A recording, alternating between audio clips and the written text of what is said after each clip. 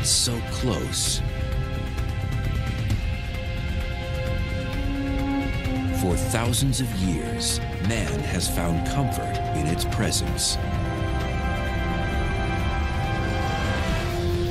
It's been a beacon for nocturnal travelers, a timekeeper for farmers, and a location finder for sailors at sea. For some cultures, it's even been a god. It's the only cosmic body ever visited by human beings, and today, NASA is planning a permanent outpost there. But how did it get there in the first place? How did the moon come to be? The answer is more astounding and spectacular than most residents of Earth have ever imagined.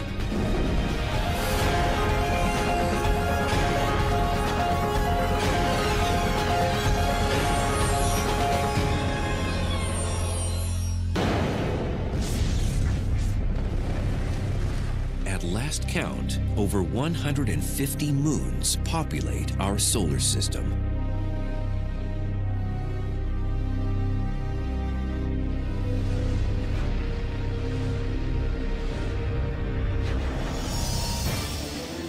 Neptune claims 13 of them.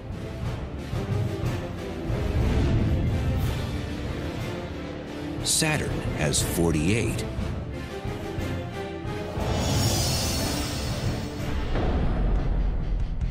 And Jupiter hosts an astounding 62.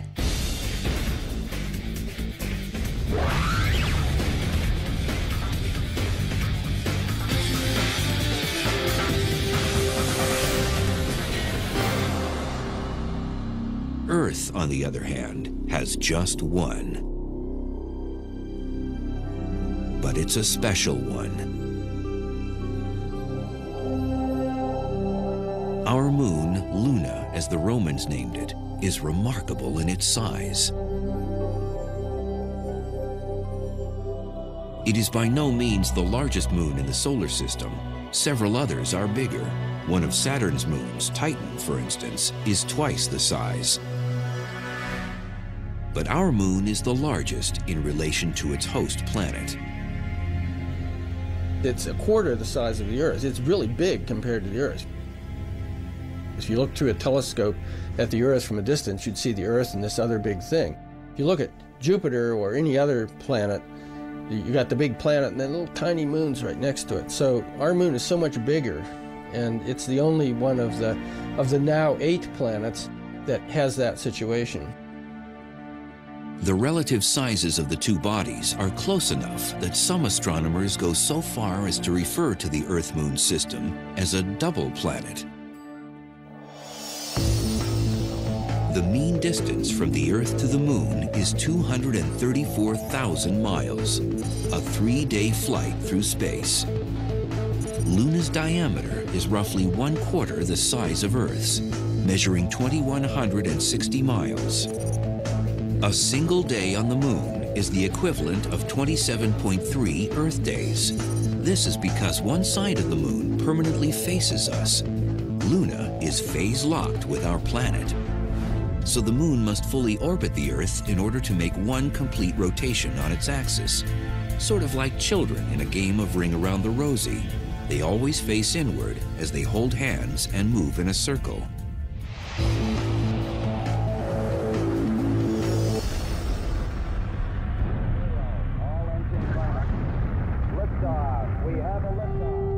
Yet as closely related as the Moon is to our Earth, it would only take a brief visit to Luna to make it quite clear that it is in fact a very different world from our planet.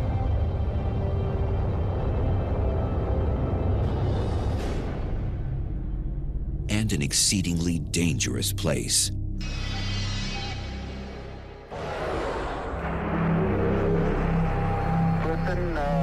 Tranquility Base here. The Eagle has landed.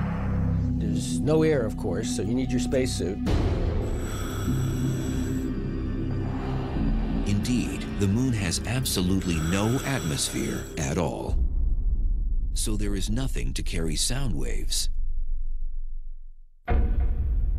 If you were standing on the Moon with a friend and tried to converse, the person wouldn't be able to hear you, except by radio. I was strolling on the moon one day in the merry, merry month of December. No atmosphere also means that there are no air molecules to scatter light from the sun. So the sky is always black.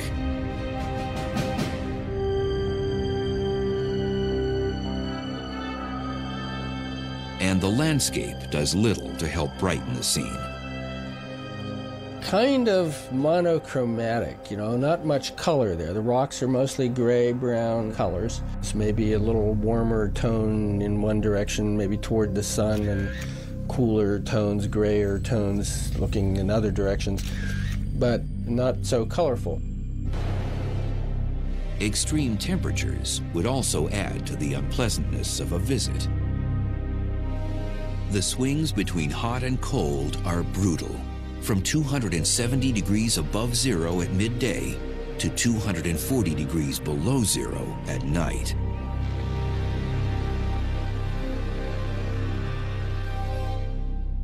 Even the moon's low gravity, just 1/6 of Earth's, could present a hazard to a tourist. A reality the Apollo astronauts kept at the tops of their minds during their many moonwalks. But they realized that beyond the thickness of their visor in their spacesuit was death. Should they do something and fall into a rock and lose their footing and fall and hit an outcrop, this visor could be cracked, exposed to the lunar vacuum. We would have had a serious situation on our hands.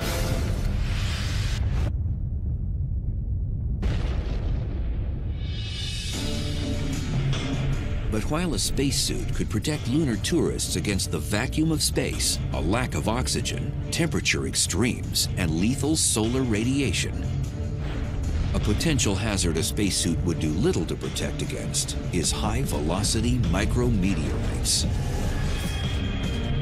They pummel the lunar surface frequently.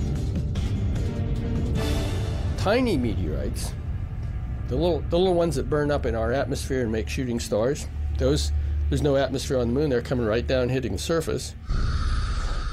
They pulverize the lunar surface, generating a dusty blanket of gravel-like material called regolith. Dr. Amanda Hendricks studies the moon at NASA's Jet Propulsion Laboratory. This plant here is kind of a regolith factory. It's ground up rock, is what it is. The timescales at this gravel mill are a lot faster. Here, it's made in less than an hour. But on the moon, it is the result of more than 4 billion years of bombardment by meteoroids and micrometeoroids raining in on the surface and breaking up the rock. Like the product of this gravel mill, lunar regolith has formed in a variety of grain sizes, from large rocks to fine dust.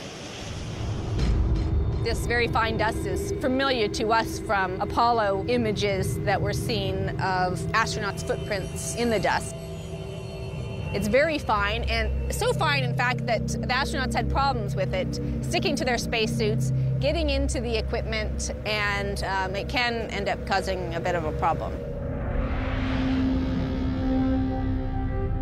Really big meteorites have also hit the moon in the past. In fact, these massive impacts are responsible for the dark circular regions on the lunar surface, the shapes that to many observers seem to be arranged like the eyes, nose, and mouth of a human face.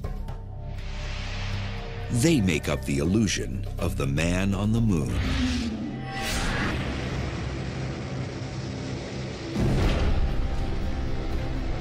They blasted huge basins in the moon's surface. Some of them are 700 miles across. Dark lava eventually burst through at the impact points and flooded the basins.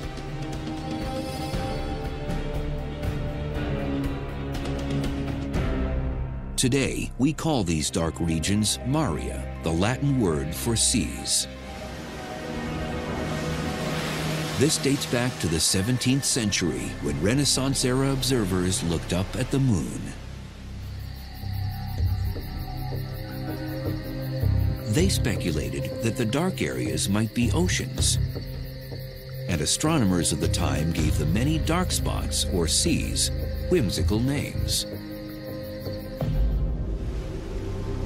The seas are all named after effects that were once attributed to the moon. So you have the Sea of Storms, and the Sea of Crises, and the Sea of Tranquility, and so forth.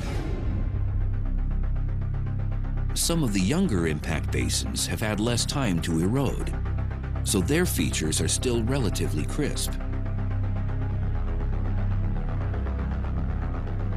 One in particular is called Mare Orientale, or the Eastern Sea. It's some 600 miles across, and the impact that created it was so massive and direct, the result looks very much like the bullseye on a target. This Orientale scar is kind of like a bullet shot into glass, where you see all the sort of rings around it and fractures going out. People have often said if that had been on the side facing directly toward the Earth, we might have had a whole different mythology about the moon, because it would have looked like a big eye staring at us.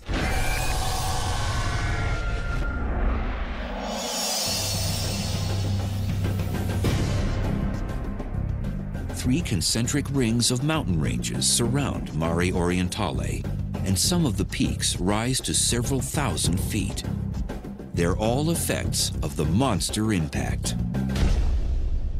When we see mountain ranges on the Earth, they're mostly caused first by the continents moving around, crashing into each other very slowly, buckling up, and creating mountain ranges, which then erode into all the spectacular shapes that we see, the Matterhorn and so forth, from water erosion. On the moon, there are no continental plate tectonics. The surface is static. Yet you still have mountains on the moon. And the reason is that those big impact basins, that's a big explosion, excavates a pit, throws material up on the outside, so you have these rings of mountains, arcs of mountains that surround the impact sites. But they're impact features, again, they're caused by the external forces, not the internal forces. Another notable impact crater, much smaller than Mare Orientale, but every bit as spectacular, is Tycho. Named after a prominent 17th century Danish astronomer, this impact feature is located in the southwestern quadrant of the moon's near side. It's in the bright area. You can almost see it with your naked eye.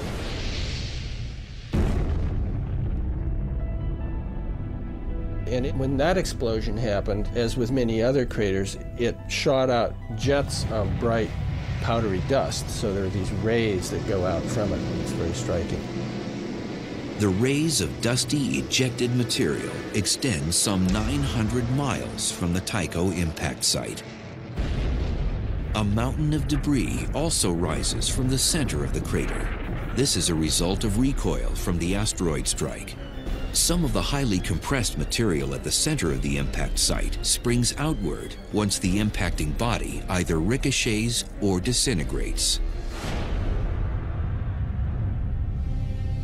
But long before any of the moon's specific features could be discerned through sophisticated telescopes and space travel, careful observation of lunar behavior and appearance was still vitally important to Earth dwellers.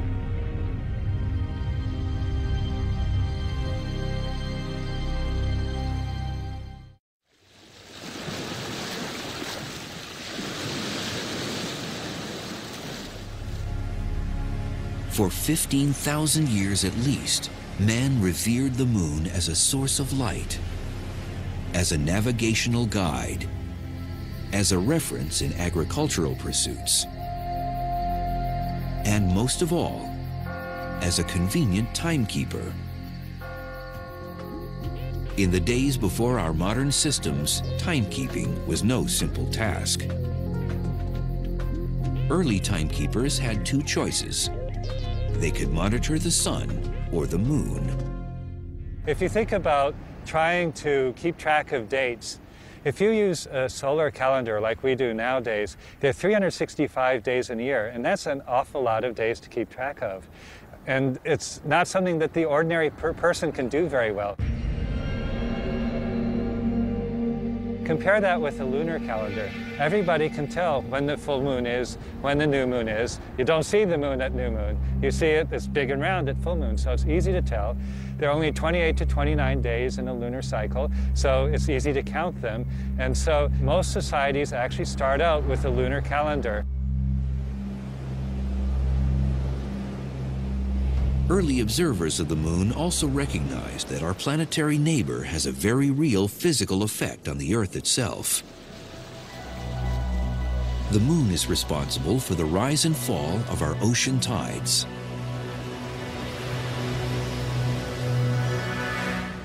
If we think of the moon as being this tennis ball and the Earth as being this football, okay, the tides are caused by the moon's gravitational attraction. So it's obvious, okay, so the moon kind of pulls the Earth's water towards it.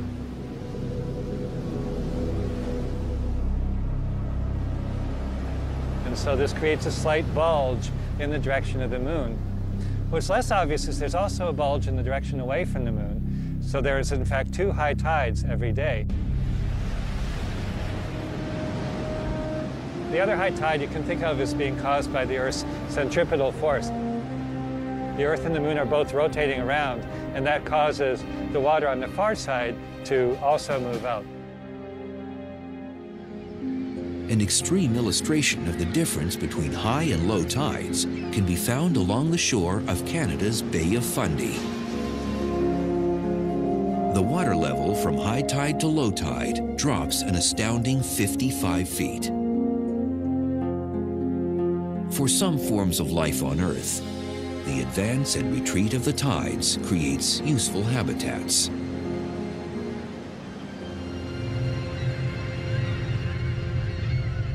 But another of the moon's gravitational effects on our planet is directly responsible for nothing less than the continued survival of terrestrial life itself. The moon stabilizes Earth's climate. The gravitational effect of the moon keeps the degree of tilt in the Earth's rotational axis constant. This tilt is what maintains the repeatable cycle of seasons as the Earth orbits the sun.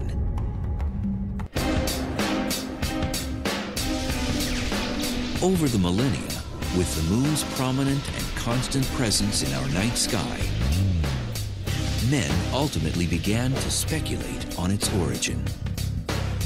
How did it form? How did the moon come to be? In 455 BCE, the Greek scholar Anaxagoras theorized that the moon was simply a rock that was flung off by the Earth. Most of his contemporaries, on the other hand, were convinced that the moon was a god, or maybe a huge ball of fire. So Anaxagoras' notion did not get much traction. Quiet speculation no doubt continued, but no hard information about the moon came until 1609. When Italian astronomer Galileo Galilei pointed one of the first telescopes at the moon and recognized that he was looking at a landscape, the terrain of another world. When you look at the moon through a telescope, it looks completely different from the way it looks to the naked eye. Instead of looking flat the way it does to the naked eye, it really looks round, and you can see the shadows, you can see all these craters that the naked eye does not see, and it just immediately looks like a world. It jumps out at you into 3 dimensions. Galileo made detailed drawings of the small planet's surface and established once and for all that the moon is a solid world, not a god or a fireball. But the groundbreaking astronomer never publicly speculated on the moon's origin, primarily because his interests soon moved to other planets. Not until 1873, did the first science-based theory regarding the origin of the moon publicly emerge. It sprang from the mind of a talented French astronomer named Edward Roche. Roche advocated what's called the co-accretion theory, which says that basically Earth and the moon grew up at the same time out of the same materials. In Roche's day, many scientists began to believe that the planets might have formed from hot condensing clouds of gas.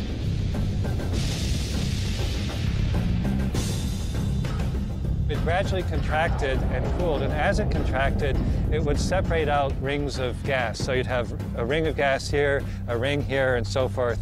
And these rings of gas would then eventually coalesce and form the planets.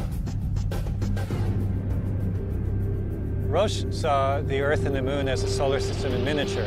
His idea was that the Earth starts out as a ball of gas and then cools and contracts and sheds a ring of gas that then itself coalesces and forms the moon.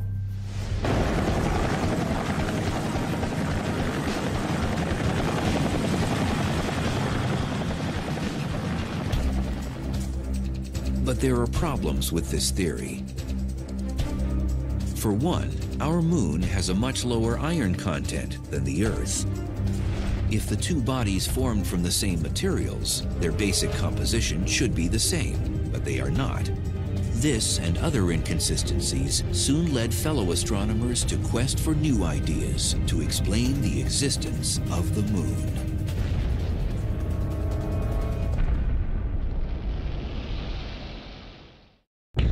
In the last third of the 19th century, advanced theories about the origin of the moon started to emerge.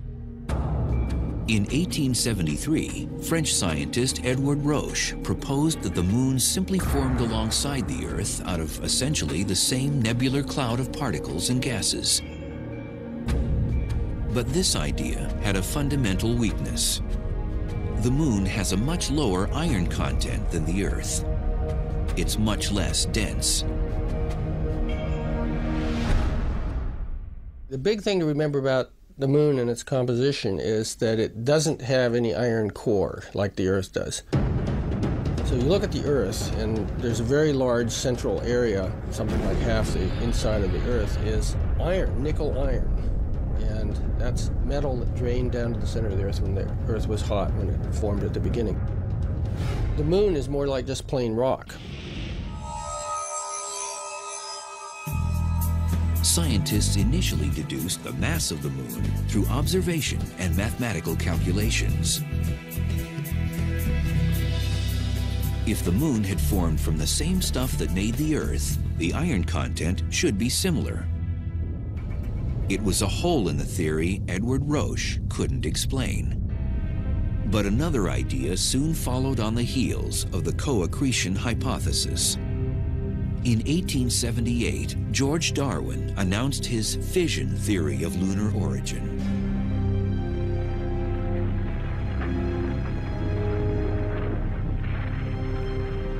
This idea received some attention in part because Darwin had a celebrated father. Charles Darwin, author of Origin of Species. In time, though, George Darwin stepped out of his father's shadow and became known as England's leading expert on tides. And through extensive analysis of the tide-moon relationship, George Darwin came to the realization that the moon is gradually moving farther and farther away from the Earth. It wasn't proved until 95 years later when astronauts landed on the moon. They put little mirrors on the moon. And you can shine a laser at the moon, and the laser will bounce off the mirror, come back, and you can actually measure the exact distance between the Earth and the moon. And the rate at which the distance is increasing is 3.8 centimeters per year. 3.8 centimeters is about 1.5 inches. If you made a movie, extreme time-lapse, you would see the moon moving away from Earth gradually. That's what we see nowadays.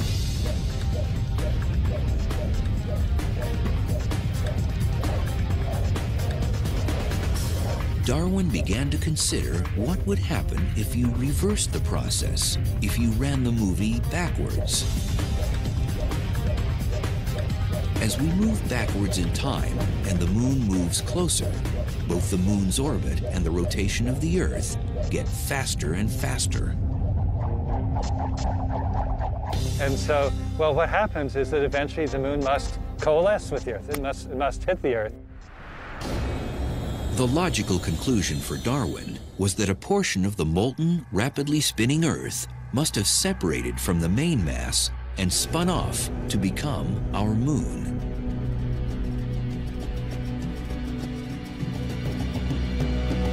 He immediately began work on mathematical calculations to reverse the trajectory of the moon all the way back to the Earth. Frustratingly, he reaches a point where it gets almost to Earth, and then he couldn't work it out any farther. The mathematics doesn't let you go any farther. What you get to is a point where the moon is whipping around the Earth at a rate of 5 revolutions a day, or 6 revolutions a day. So it's just zooming around the Earth, okay? And it's about 5,000 miles away from the Earth. Still, the mathematics did not allow Darwin to bring the two cosmic bodies into contact. The fission theory was debated for decades, but scientists eventually concluded that the relative movements of the Earth and Moon could not have resulted from it. The Earth would have been spinning too fast to account for its present rotation rate.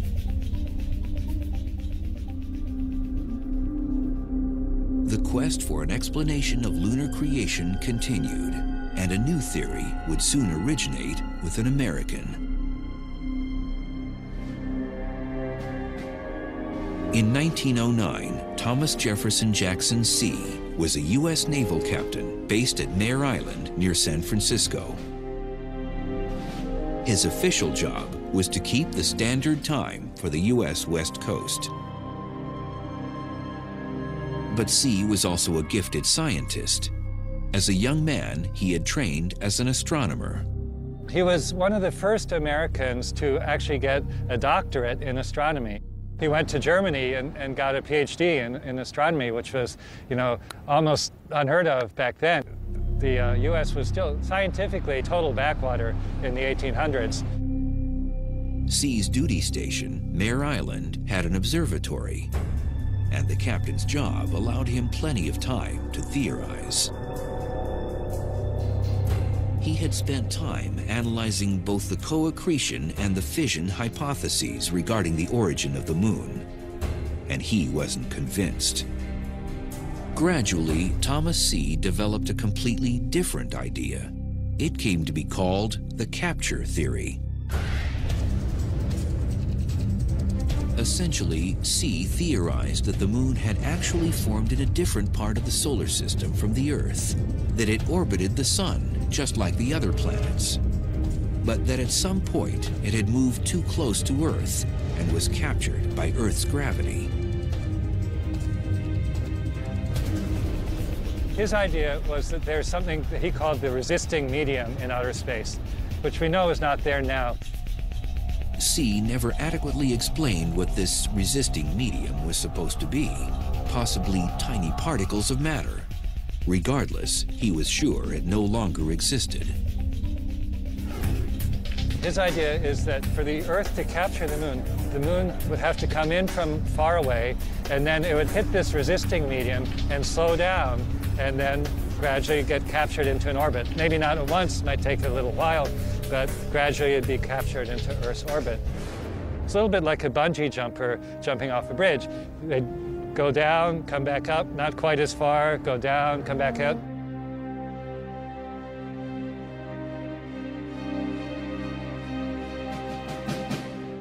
And eventually they'd settle down at the bottom. Thomas C's capture theory would certainly explain the difference in iron content between the Earth and the Moon. If the Moon formed elsewhere, its composition could be very different. On the other hand, the notion that Earth's gravity could capture and retain such a large object was unlikely, since there is no obvious resisting medium to slow down an object as big as the Moon. All three theories had significant weaknesses. The origin of the Moon remained a mystery.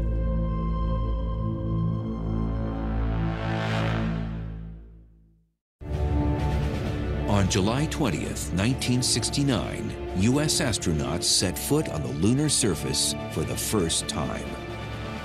It's one small step for man, one giant leap for mankind. They had landed their lunar module on the hardened lava plain known as the Sea of Tranquility.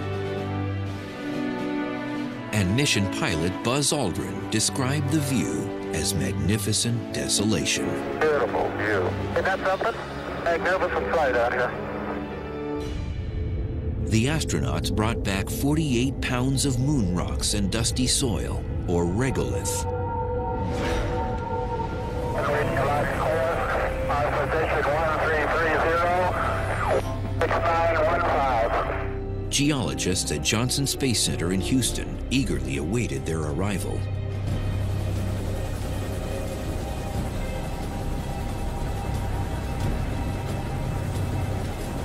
The excitement when samples first came back was just electric. I mean, it was just incredible.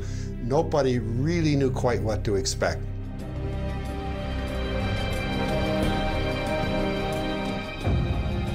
And we realized right away that we had basaltic rocks, like one might see in Hawaii.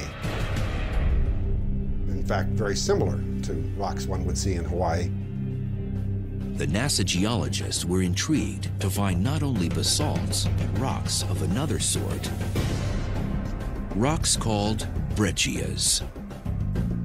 Breccias form during asteroid impacts. So if you can imagine a large impact body hitting the moon, it's going to be very chaotic.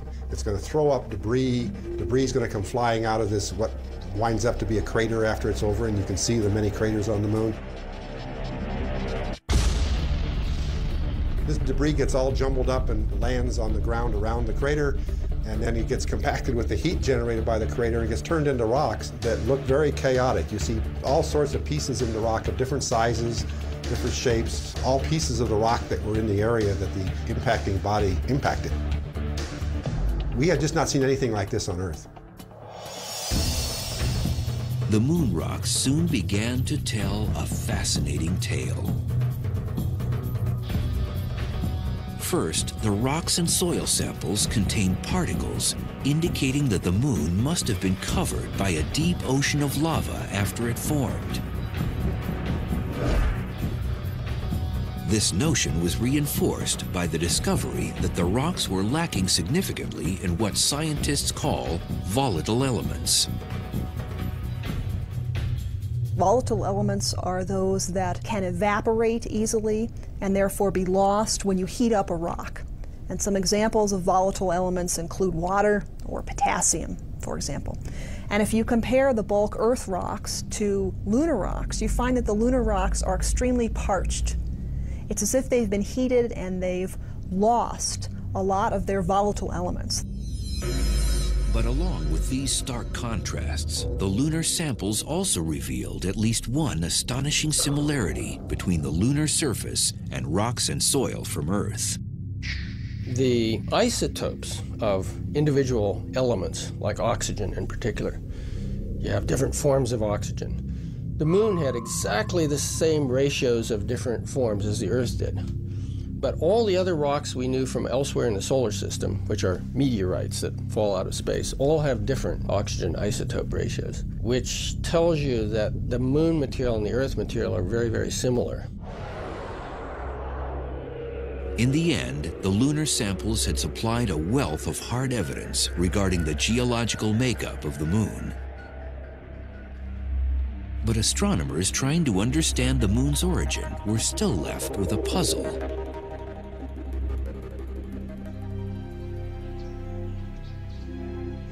For William Hartman of the Planetary Science Institute in Tucson, Arizona, the information gleaned from the moon rocks supported some ideas he'd been working on for nearly a decade.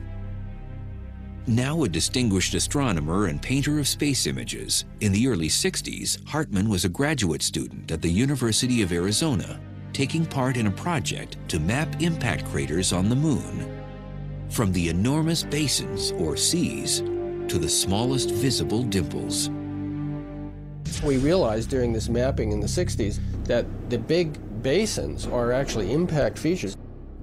Very large asteroids hit the moon and made these huge explosions. Some of those are 600 miles across. How big an object does it take to do that? Something like 100 miles across. So we had large objects running around in the inner solar system as the Earth was forming, and they were crashing into planets.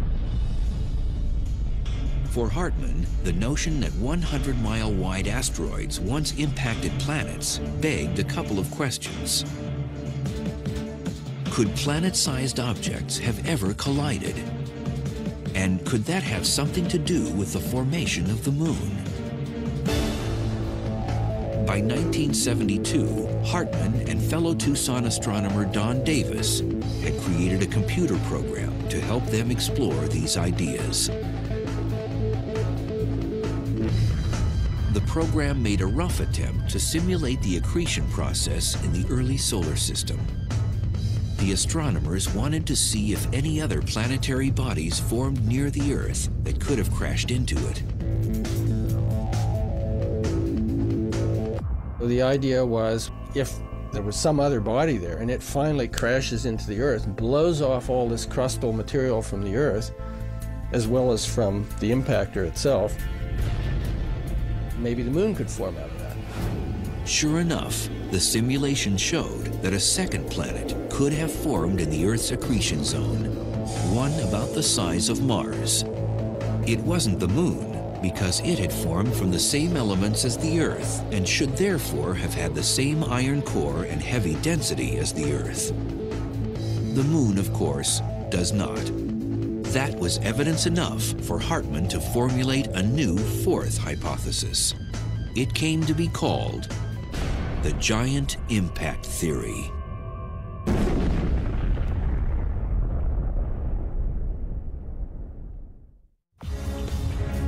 In 1974, a new hypothesis explaining the origin of Earth's moon debuted on the world's scientific stage.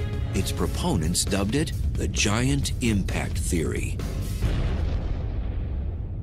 The basic idea is that about 4.5 billion years ago, Earth collided with an object roughly the size of the current planet Mars. It's a very large collision, and it started the Earth spinning. It's what gave us our current 24-hour day, we believe. And this collision was so massive that it launched material into orbit around the Earth, and it's from that material that we believe the moon later coalesced.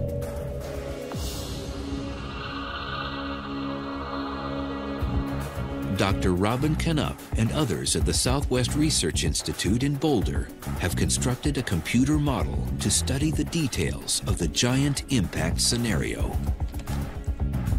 It divides up the Earth and this colliding rogue protoplanet into many different particles, and then the evolution of each particle is tracked through the course of the impact. The simulation depicts the impact from a bird's eye view from the top down. The Earth was probably partly molten even before this impact. So initially, the impactor came in from this direction. It hit the Earth with an off-center collision. And you can see the impactor has been stretched out into this long arm of material right here. Scientists believe the upper layers of the Earth became completely molten following the impact. The collision starts the Earth rotating. And you can also see that the collision has substantially distorted the shape of the Earth itself. After a couple hours, we see that this arm of impactor material has coalesced gravitationally into two large clumps. The inner clump of the impactor material is actually composed overwhelmingly of the impactor's core, so that when this inner clump recollides with the Earth, which happens right there, the vast majority of the iron that came in with the impactor is actually accumulated by the Earth. While this outer clump comes in and makes a close pass by the Earth and is stripped by the Earth's gravity into a long arm of material, which then breaks up to form this disk. The material is thought to have coalesced to form the moon in less than a year following the massive impact.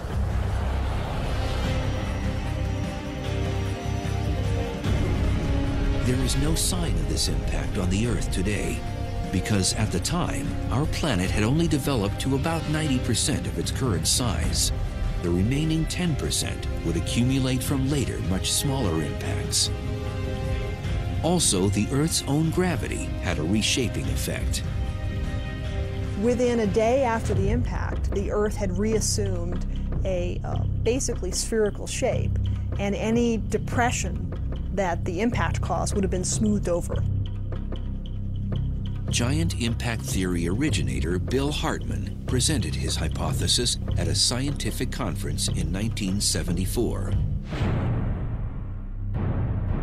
But it received little attention for nearly a decade. Interest in the moon dropped off sharply at the end of the Apollo missions. Beautiful. Very smooth.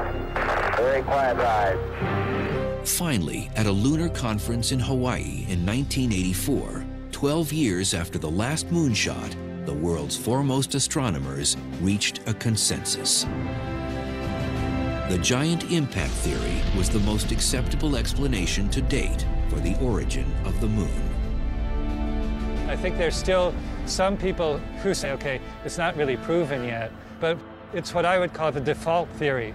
If you look at any textbook of planetary science or geology, it's just the theory that's accepted. And there are certain small discrepancies which have yet to be explained, but by and large, it works.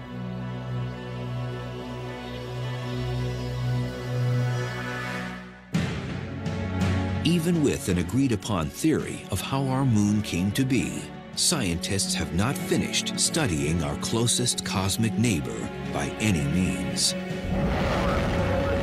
In fact, talk of returning to the lunar surface with a permanent manned outpost has recently emanated from the White House and NASA headquarters. Gorgeous views out the window. Sequence good, everything go. Such a base could provide a place to train astronauts to live in space long-term, as well as provide a more efficient launch point for eventual missions to Mars. But such lofty scientific goals are far from the minds of average residents of Earth, who occasionally peer up at the glowing, mesmerizing lunar disk in the night sky.